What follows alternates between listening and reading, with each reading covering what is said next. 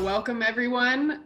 This is another round of roundtable discussions on mental health, and we are a few of your Big 12 mental health providers across the country.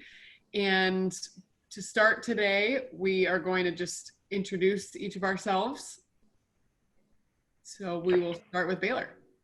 Yeah, so my name is Hannah Ashley, and I am the Associate Director for Athletics Mental Health Services at Baylor University.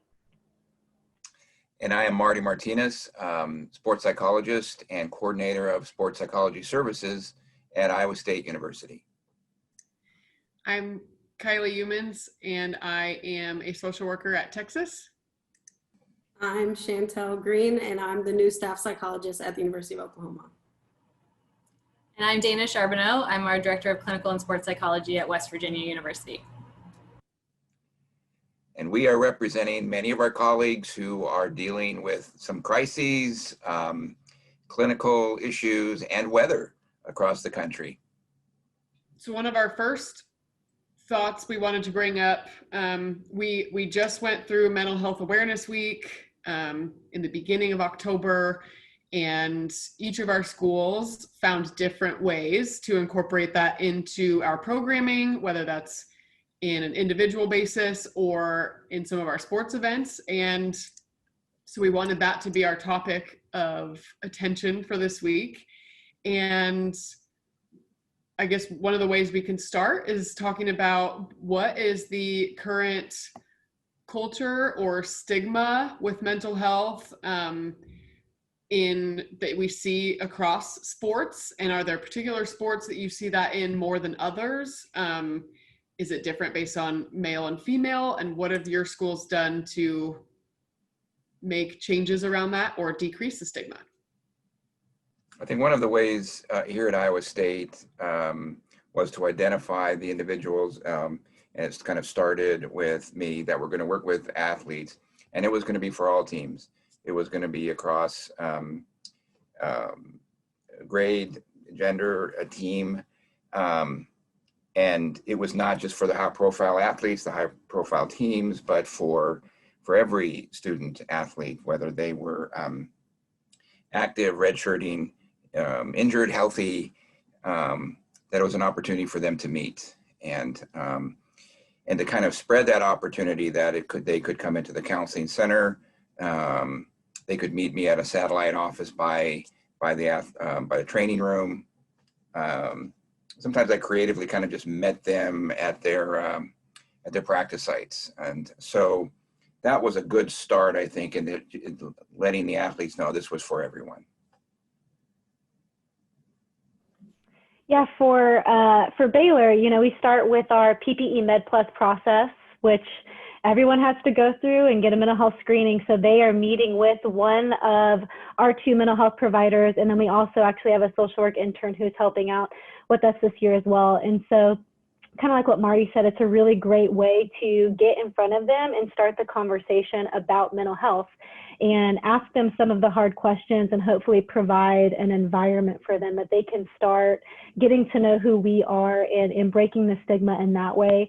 I think that another way that we've tried to do that is through our staff trainings. So we have provided, a handful just this semester on mental health, on psychological response to injury, on stress management for the coaching staff and for the athletic staff in general. And really when it starts with the coaching staff and with administration is when you can maybe see how it affects the players as well, if they're willing to have those conversations. So that's one way that we have approached trying to break the stigma in our neck of the woods. I think what's interesting to think about is the fact that we know that mental illness doesn't have a face, doesn't have a gender. It affects really everyone. And so in that same way, we approach every athlete being available to the male, female sports anyone involved that's in need of our services. And I think what we do great here at OU is the fact that we're ingrained in everything that's happening. So making sure that our presence is felt not only when things are going poorly or during crises, but during the good times, being able to celebrate and be a part of that environment during the good times. They're able to put faces to names and being able to be available in times of crisis. Yeah, similar to OU, I would just jump in and say it's always wonderful to just be around more. I know COVID has made it a little tricky for us to be creative with how we're doing that, but it still always amazes me, just showing up at one practice, like if an athlete or two will remember to text you right after they see you and remember that they wanted to reach out. And so again, just being around and being ingrained, like you were mentioning, is I think so vital, and continuing to have them view us just like a trainer, anyone they would reach out to when they need any kind of support, to continue reducing that stigma. And it's also kind of cool when coaches are also beginning to implement us in recruiting processes too. I think that's, again, kind of setting the stage for incoming recruits and their families that, hey, this is a service that we value and that we refer our athletes to. And again, that we use just like we would use with any other service. So I always appreciate that opportunity as well. Yeah, agree. Yeah, and I'll add that one of the things I've noticed is that the more we educated on what behavioral health can be used for, the less intimidating it was too. So then it was like, hey, if you have trouble sleeping, come in and talk about it. Or if you want to know how to communicate with coach better, come in and talk about it. And that often led into, why is communication hard for you? What's going on that's impacting your sleep? And gave them more of an awareness about how everything is mixed in so much. And once you realize that it's all webbed together, then it's definitely easier to understand the importance of taking care of all of it. Yes. Yeah. Yeah. Along that same line, when it comes to hearing athlete feedback on having mental health providers in the department, do you have certain voices of certain athletes that pop up in ending the stigma, or how do athletes encourage their friends? What does that look like at your different schools?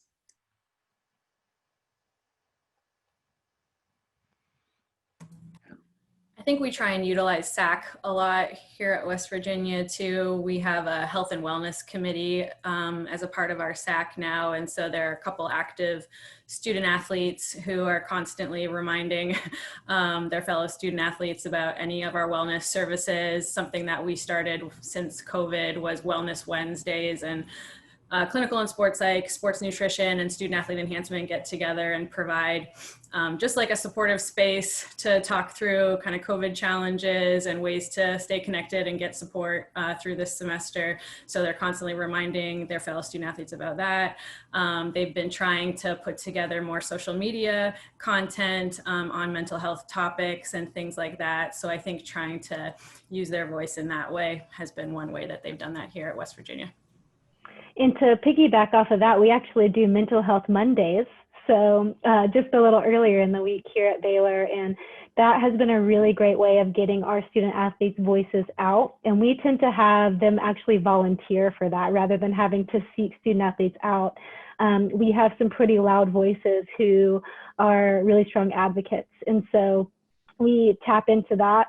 And also, we utilize, I was going to talk about the College Football Mental Health Awareness Week and some of them being willing to get on their social media pages through that and film themselves, sharing their own stories, talking about what their experiences are, and share that not just with their teammates, but really through social media. They are sharing it with the world and with the nation, which has been really neat, but definitely accessing those who are willing to speak out. And we've also discussed starting a peer mentorship program specific to mental health and training a few key players on teams on the mental health first aid training and allowing them to be the first point of contact.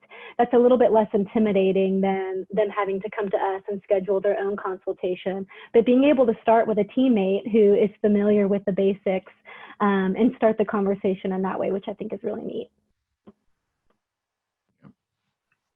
some of the Yeah. voices. No, go ahead, Chantelle. No, I just think it's obviously we know we want to have that interdisciplinary approach where we want athletic trainers, coaches to really just monitor what they're seeing, whether it's changes in the student athletes, but it's also really empowering when student athletes are coming to you for concerns for their teammates. And so watch and encouraging all student athletes to check in with themselves, making sure that they're doing well, but also noticing some of those warning signs in their student athletes around them, being able to come back and say, hey, I'm actually concerned. Can you check in with these athletes? I think is really empowering. Yeah. You know, I was going to share, as you asked the question about voices and student athlete voices.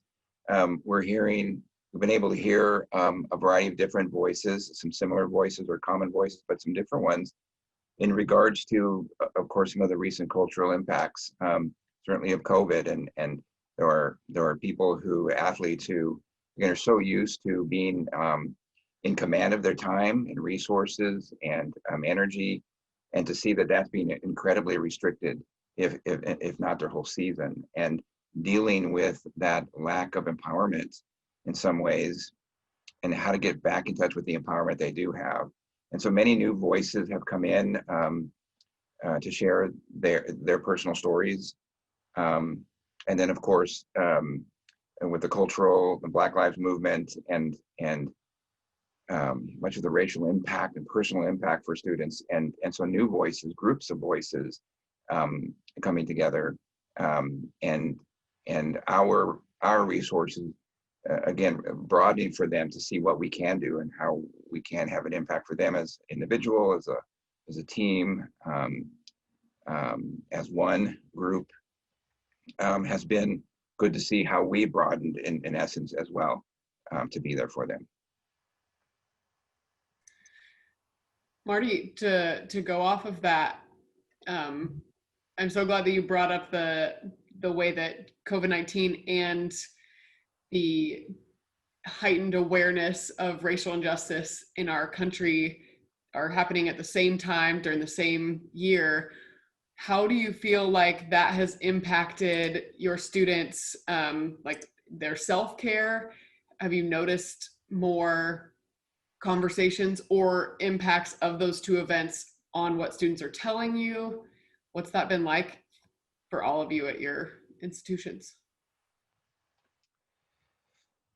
Pretty powerful. And on the one hand, the conversations are now much more open and broad, and that is so wonderful to see. On the other hand, all this energy to speak, and yet less opportunities for athletes to come together across other teams. I mean, much of their social connections was across being with other teams, athletes from other teams, and that is much more restricted now. So a lot of them don't know exactly where to go and where to bring that to. And in the summer, that was there before the season started, and then once the fall sports started, has kind of been directed into now their own teams. And I think we'll see an increase now with basketball, that it's a sport that just lends itself to much a greater voice, I think, and people listening to athletes of their stories and experiences. So I think we will see a great increase in experience with that this winter.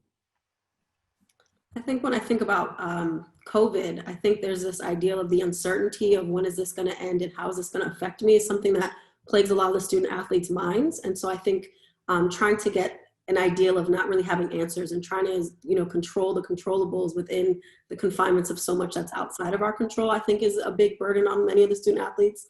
And then in regards to the racial injustice that's happening around the world that we're starting to recognize, I think many of the student athletes are starting to come together, whether they share the same values or not, just willing to listen to each other and get a better understanding of lived experiences, how they impact mind views.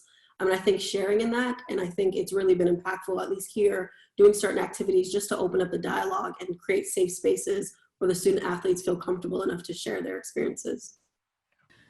Yeah, I guess similarly, what comes to mind when we think about both the racial injustices and COVID is there can be this fluctuation our student athletes might experience between like feeling helpless at times and hopeless with what do I have control over in these situations, but also like feeling empowered at times, especially when they're finding ways to use their voice or put a BLM decal on their helmet or whatever it might be for them to feel like they're able to do something during this critical period of time. And so I think just holding that space and recognizing and helping them recognize that their feelings will continue to fluctuate and kind of helping them kind of navigate that process where this is a journey for them right now and helping them kind of with that emotional piece and what we can do with that in the moment.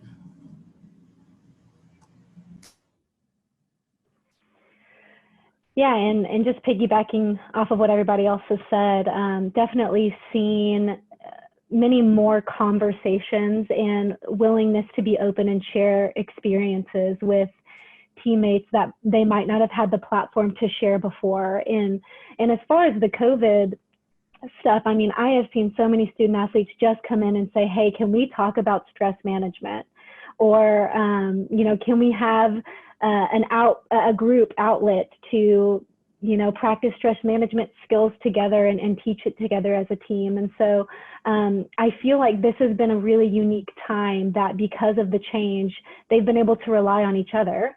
And I feel like student athletes have been more willing to come in and not just, you know, as a, you know, going back to the stigma piece that we talked about, we can have conversations about how, hey, this is a very strange time. Let's talk even just about what your day-to-day looks like with time management, with sleep, like Kylie, you mentioned earlier, which has lent itself to getting mental health really at the forefront of everybody's minds. And so, yeah, it's been a positive aspect of this time as far as building relationships and having deep conversations. And I think it's helped promote talking about it, because they do either spend so much time alone in their own thoughts, or I don't know if any of you have experienced this, but so many of mine haven't known what to do with all the free time they have now that they don't have to walk to and from class, or that practice looks so different, that there's just a lot more time spent trying to keep their hands busy, but not knowing how. And so it's been, like you're saying, such a unique time for them to be able to do some more self-exploration and growing in how they handle, you know, big world events or control the controllables, and really just learning some of these life skills in the last place you ever would have guessed to be learning it during this time. Absolutely. And we actually, we started this, I don't know if you can't call it a program, but we started this where student athletes who are in quarantine 2 or more times get a care basket, a stress management care basket that has a puzzle and a coloring book and, you know, the top Netflix shows as a way of saying, hey, here's some ways that you can practice stress management. And now we have everybody asking for them, even if it's their first quarantine. But gives us the opportunity to, again, get our names out there, help maybe in breaking that stigma. And then our names are kind of being spread just because of giving the love through a care basket, which is a really positive thing. Yeah. Have any of your programs implemented new programming to help deal with all the feels around COVID-19? And just everything that's going on in the world and being virtual, how has that changed how your school operates?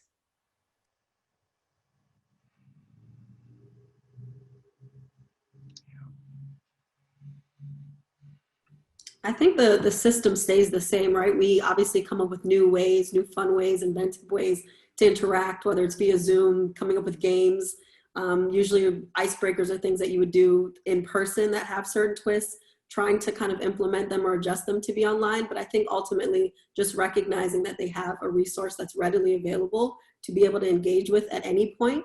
So just kind of having many faces, obviously, to be able to just know, hey, there are resources that exist for you. We'll find a way to make sure that we get you taken care of. So just those kind of check-ins, we notice someone's, isolation number 2, how is this different than the first one? How are you feeling? Just being able to kind of constantly check in rather than waiting until we're hearing. So kind of that being proactive versus reactive approach to what's happening when we're learning about positive tests and things like that. I think for me, something that's been helpful, especially since I'm an office of one, is really utilizing our other resources in the department. So like I mentioned earlier, we've partnered with sports nutrition more and student athlete enhancement to really come together and try and provide more proactive programming. And just finding other ways that we can be working together right now. So one thing we took advantage of here is the Bodies in Motion group that some schools utilize has been offered for free this year. And so we kind of hopped on that, and we just started our first group today. And again, I'm partnering with our sports dietitian as co-leading that group. So just finding ways that we can work together to try and, again, give them more bang for their buck and also help me out a little bit too has been really nice. And again, just like continues to add to the value in us all working together and continuing to just work together as a team has been really helpful.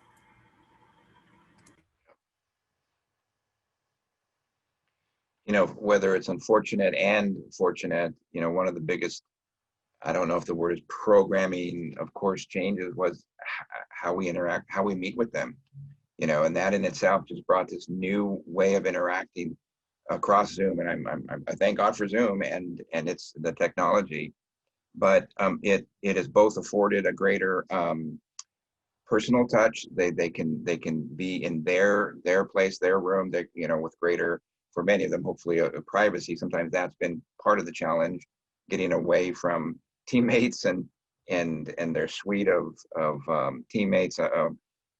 But for the most part, it's that different one-on-one, that quiet time, that time where they're in their safe place at home.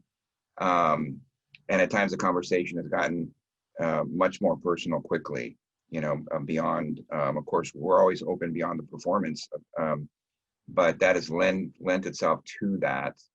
And then it gets to the point sometimes like, oh, please, we have to meet somewhere. We have to, and I'll go out to the soccer field or something and we'll social distance with masks and talk. And, athletes are so tangible, touchable, and the bumps and the hugs and the taps and the shoulders. And it's a huge adjustment. But that just feels like a whole different programming altogether. And learning how to do that and how to do that well has been a good task for me, for all of us. I agree. And there has been something unique and special about getting to talk to them in their spaces or meet their pets. Yes. That's my favorites, right? But just recognizing that we can learn a lot about even how someone presents themselves on a Zoom call. If I see them from the bottom corner or if they are sitting like this, and we can also interpret that as comfort level, and that there have been some powerful components to that change to the online platform as well. As much as there have been difficulties with not being able to see body language in person, there's been benefits as well.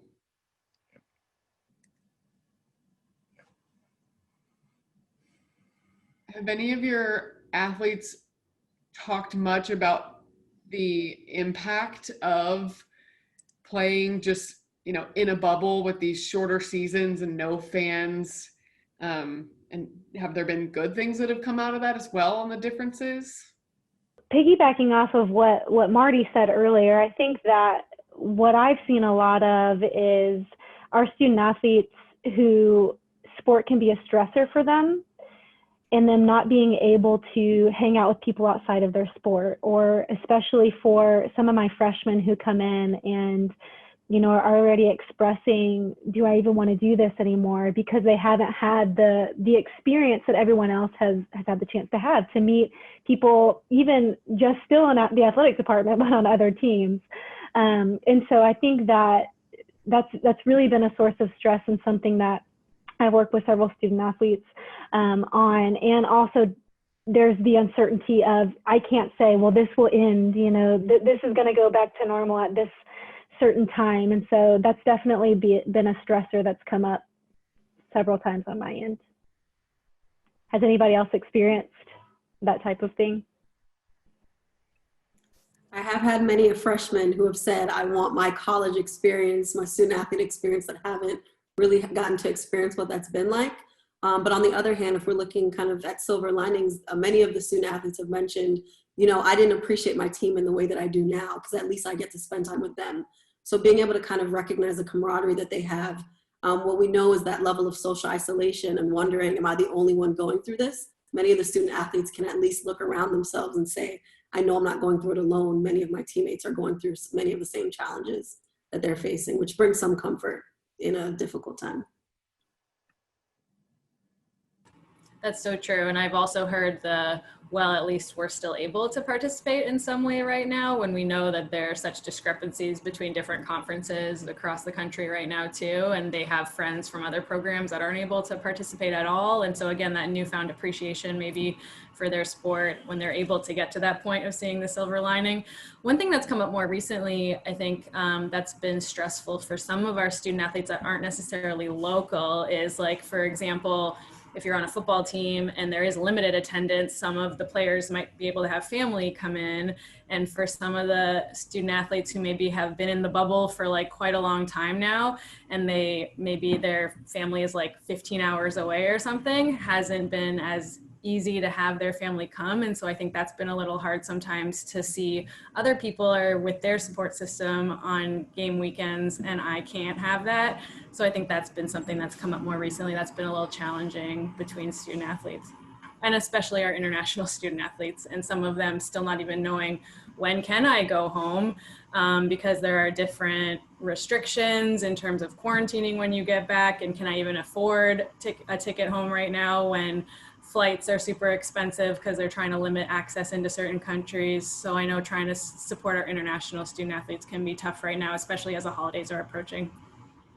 I think we know that, the bubble experience won't end once the bubble does, so to speak, that there's going to be students will have been impacted by this, and there'll be maybe a tendency to think like everything's good now. And many of them will carry, hopefully what we're hoping is also a lot of the strengths they developed in that and learned about themselves and each other, but also some of the scars that can either come from that experience or were brought back up that they've carried for some time, but because of what they've been able to do and felt empowered, but they were brought up at this time. And so really being vigilant of being there for them, even post bubble, if that time comes soon. And I think it's been a unique opportunity to affirm their resilience, also reframing a lot, right? And I think it was Chantelle mentioned earlier, just the nature of reminding them that they're not alone in this process, and therefore being able to affirm that they're dealing with all of this. Nothing about right now is a normal freshman year. Nothing about right now is the senior year they thought it would be. And just being able to over and over help them make meaning of their grief in order to keep moving forward and keep showing up every day, when it would be a lot easier to end their careers right now and transition. And so with all of this information about just the way that present events have been impacting mental health and how timely this mental health week was a couple weeks ago, did any of your schools do particular programming around mental health awareness week? Are there things that you plan on doing for Mental Health Awareness Month in May? Ideas you saw elsewhere?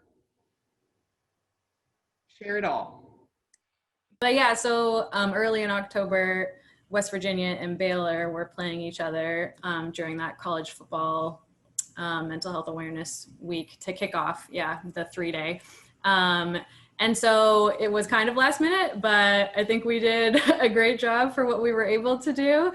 Baylor did even more than we were able to do at West Virginia, which was awesome, and got the helmet decals in time. But yeah, basically, Helinski's Hope, was very involved with all of those games on that weekend. And so we were able to play one of their PSA videos during halftime and raise the 3 fingers before the 3rd quarter in solidarity. So there was a lot that was talked about beforehand, hopefully happened during the game. And then that whole week after, I guess, was free game for us at our institutions to figure out if we were going to do anything. For us, our student athletes and what we had kind of ended up coming out on that last day of that week, which I think was the Saturday, and it was World Mental Health Day, what the week ended on. And I was really excited that we had an idea of having some of our football student athletes to use their voice in a video segment to talk about mental health. And I think it surprised the person who was going to put the video together, who works with football, was kind of waiting for me to get a sense from some of the guys of who wanted to participate. And I think he was assuming, he usually does videos with like 4 or 5 guys. And I think I had a quick list of at least 10 guys that were interested. And so then he was like, oh, wow, I have to shift around how I want to shoot this video now. So that was a good problem to have. Obviously, we had a lot of guys that were interested. And I think it was a short, powerful video that, again, I think was something we hadn't necessarily had out there for our football program before, and everyone was pretty supportive of that and pretty excited for that. And then, like I said, our SAC group also put out a little bit of information on social media for World Mental Health Day. But next year, definitely, I think also with Big 12 support, I think we're hoping to do a lot more in advance, since we'll have more time to plan and prepare, and hopefully we'll have a great turnout for what we do next year. Yeah, and like Dayna said, and I actually mentioned earlier, we had a social media campaign that we were able to talk to several players about their experiences. They gave us quotes. There was some video filmed during the game of the holding up the 3 for to partner with Helinski's Hope, and had the helmet decals. And so throughout that week, we're able to, via social media, publish content from that game, and was really neat to see the student athletes publish it on their own as well, because they had ownership in that. And so it was really great to partner with West Virginia, and like you said, hoping to get support from Big 12 next year and make it an even bigger event next year. The COVID restrictions, kind of everything piled up at the beginning of the year. And so you're right, the week kind of snuck up, but I think it also did open some doors to talk more about how important it is to raise awareness, because so many of people in the general population are experiencing mental health issues as a result. And so now, when it relates to athletics and college athletics, they have maybe a little more empathy of what can come up. And so I think over the next year, it will be cool to have more time to be able to implement social media campaigns and get more students involved. I'm impressed that you guys were able to pull off as much as you were. Super awesome. I'm sure that was not easy at all. Lots of support from other departments as well. We did not do the creative stuff and didn't really think that would be a good idea. So I will say there was definitely some help from other people that we're really grateful for. Normalizes getting help from others though, doesn't it? Yeah. Well, awesome. Was there anything else that anyone thought of as we were talking that we didn't get to cover related to this month's topic? Kind of what I had mentioned earlier, as we were thinking about our colleagues who had planned to join us, of just what an honor and an opportunity is to work with such a huge community on our campuses of student athletes, coaches, training staffs, and the many things that impact that, and the crises that come up every day, individually or team-wise, family-wise, that are connected to student athletes, and other forces that are impacting us, be it culture or also weather is happening for our colleagues, and being unable to join us today. So I appreciate very much what we do and what our universities allow us to do in offering this kind of needed support for our student athletes in the area of mental health.